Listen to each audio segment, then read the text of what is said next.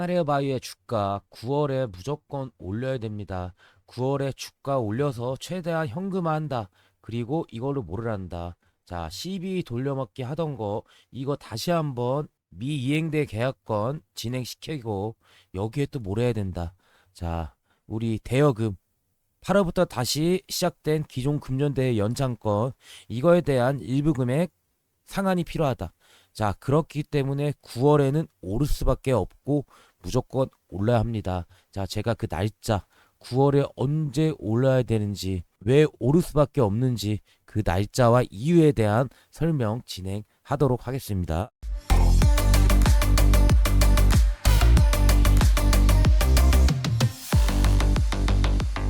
안녕하세요. 양프로입니다. 반갑습니다.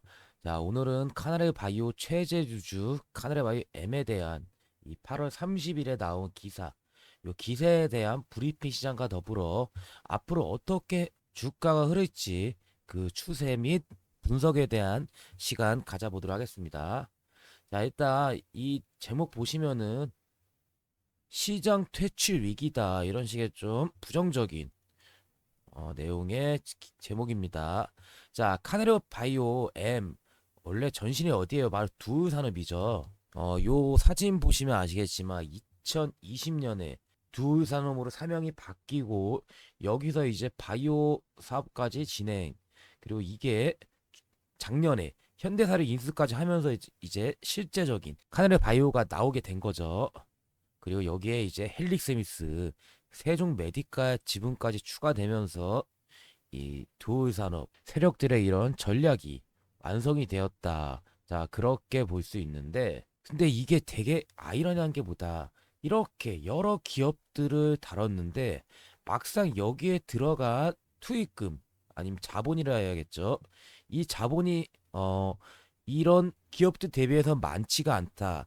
자, 그 이유가 뭐라 그랬죠? 계속 시비를 전환사채를 돌리고 돌렸기 때문이죠. 그래서 보시면은 이 카나레바이오의 경우 최대 주주 지분의 이제 한 40% 가까이 갖고 있는 게 카나리오 바이오 M이고 두 번째 세종 메디칼 세 번째 SACNC인데 이 카나리오 바이오 M의 최대 주주 어디로 나와 있어요? 바로 이 국도상사 큐빅스 홀딩스죠. 근데 이 국도상사 큐빅스 홀딩스 그리고 원창 실업까지 얘네들이 또 어디에 최대 주주냐? 바로 이 카나리오 바이오의 3대 주주이기도 한 SNCNC의 최대 주주입니다. 그리고 저번 달에 이제 카나레 바이오가 252억 원의 규모의 전환 자체를 SNCNC에 처분하기도 했다가 이게 잔금의 이행이 이루어지지 않아서 계약이 해제된 전례가 있죠. 자, 이게 그러면 뭘 의미하냐면요. 돈을 계속 돌고 돌리는데 이 부족한 부분을 계속 CB를 전환하면서 CB를 발행하고 이걸 주식으로 전환하면서 맞춰 나가는 거예요. 근데 이번에는 반기 보고서 제출을 못하고 리스크가 생겨서 주가가 떨어지면서 이렇게 처음으로 이런 CB 전환이 실패하기도 했죠. 자, 지금 그래서 제가 말씀드리고 싶은 것보다 이 카네레바이오는 계속해서 리스크가 축적되고 있다, 쌓이고 있다. 자, 그런 상황이고 그 이유 중 하나가 계속 지분을 돌리고 돌린다. 최대 주주의 지분 보유 기업 그리고 카나르 바이오의 지분 보유 기업 이게 동일하다. 이거는 결과적으로 나중에 문제가 될 수밖에 없습니다. 자, 그렇기 때문에 이런 뉴스가 나온 거고 내용 보면 상당히 안 좋아요. 일단 카나르 바이오 M은 뭐 회사의 부채 수준이 상한 능력을 넘어섰다는 진단 그리고 주가 조작과 무리한 계열사 지원과 인수합병 등으로 그룹 전체의 위기가 확산되고 있다. 이런 식의 내용이 있습니다. 그리고 가장 눈여겨봐야 될 거는요. 반기 보고서 이번에 좀 리스크는 소화됐지만 카나레 바이오엔 뭐라고 나와 있어요? 계속 기업 과정에 불확실성이라는 꼬리표. 자, 이게 뭐다? 계속해서 영업할 수 있지만 기업이 존속하기 어려울 수 있다. 이런 식의 내용이 나와 있습니다. 근데 이거는 카나레 바이오 M에만 국한된 게 아니고 카나레 바이오 또한 똑같은 지적을 받았었습니다. 자, 그래서 저는 여러분들한테 좀 말씀드리고 싶은 것보다 자, 이런 뉴스가 일단 뭐 문제가 돼서 주가의 하락을 야기할 수 있지만 이게 기업의 거래 정지, 자, 거래 정지 등의 가능성이 나올 수는 없죠.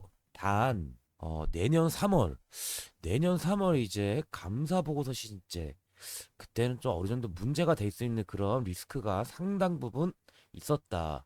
제가 좀 이거를 분석한 게 한 세 가지, 세 개 정도의 리스크가 있는데, 요거에 따라서 그냥 거래 정지 가능성까지 염두에 두시는 게 좋을 것 같습니다.